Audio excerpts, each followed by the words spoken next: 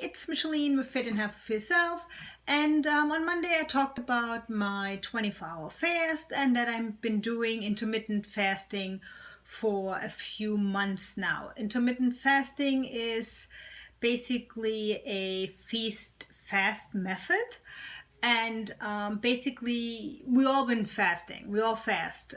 We just call it sleeping. So because we stop eating by, let's say, 8 p.m. and we don't start eating until 8 a.m. the next day. So that's a 12-hour fast.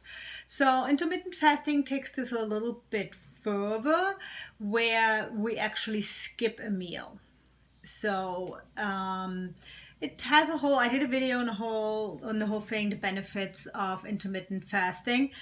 So, but basically, intermittent fasting has a couple protocols. There are like three major ones. It could be either you're doing the 16-hour fast, an 18-hour one, or 20-hour one. But basically, you really can choose whatever you prefer and whatever fits your schedule. If you want to skip breakfast and don't start eating until 12 and want to finish by 6 or 8 at night and then do it the same thing, that's your prerogative.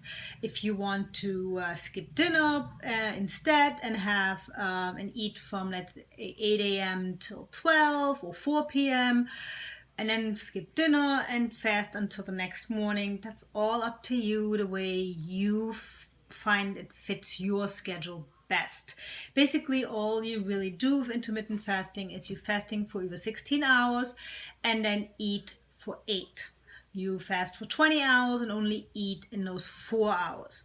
Now, when you eat in those 4 hours, let's say, you don't restrict your calories that much. Try to get most of your food into that window. Fasting does not allow you to binge or to reward yourself with a high calorie meal.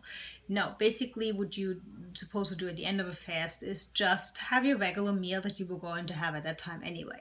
So basically what I wanted to cover in this video is how you actually do a fast. Now, a fast is really like you fast. You do not eat.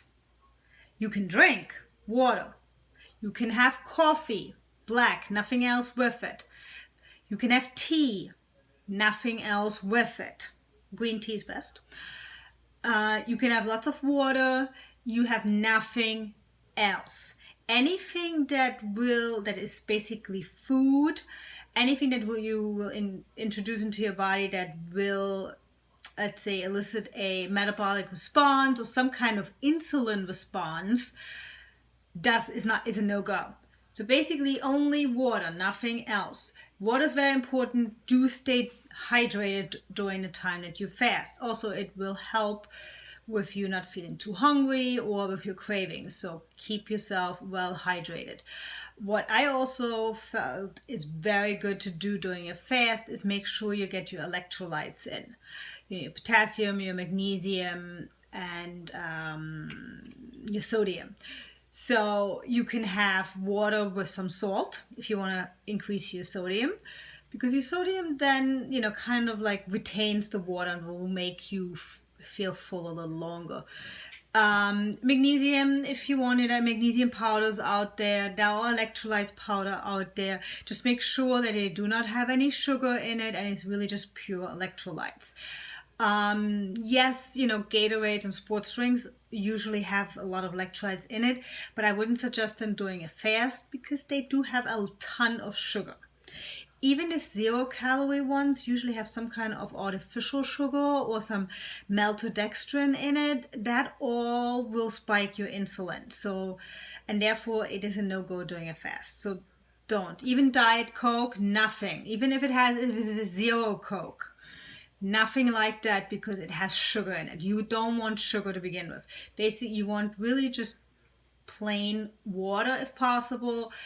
But if you don't feel well, try to get your electrolytes in. I found that if I get mine in, I can fast for quite a while. I have no problems doing that.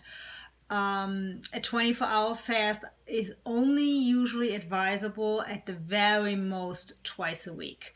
Usually once a week or once every 10 days. Especially women have to be careful with that because of our hormone levels. So don't do that too often. And even as the 16-hour fast, don't do them every single day. Usually when I am at work, because I don't necessarily know when I can eat at work, so I eat when I can there. So therefore, I don't follow my fast there. I usually only fast on Mondays, Saturdays, and Sundays. So basically, like 3 days in a row. And I maybe do a shorter one, like a 14-hour one on Wednesdays if I can. But on the other days, like Tuesdays, Thursday, Friday, I definitely eat normal. So, and sometimes Wednesdays I eat normal. It all depends. It depends on my schedule. So you have to fit that into your schedule, depending how you want it. Also, one big thing is doing an intermittent fast. You can feel hungry because your stomach will be empty and it will be looking for food, so it might be growling. But you should never ever feel sick. If you feel sick, that like nauseous, dizzy, that stop it, then your body tells you it's needing something. Most likely you actually need electrolytes. It's most of because that's usually what it is. But if you have your electrolytes and you still don't feel right, then stop it and try it another time. For some reason you need something. Your body is very good at telling you when it needs something. So you should never feel sick. At the end of a fast, how do you break your fast? Definitely not with a cheat meal. Definitely not with a reward. You just eat, if you're breaking your fast for dinner, or you just have your dinner. Have a healthy, nutritious food, and that's it. Don't overeat. It doesn't allow you to eat like 3,000 calories because you haven't eaten anything. Just have your dinner and then go to bed, and the next day you eat normally, your 3 meals or whatever. So just treat the fast as the fast, and when it's over, it's over. It doesn't give you, it's not an excuse to treat your food and without having any consequences. You still can't eat junk food after your fast. It will still affect your body.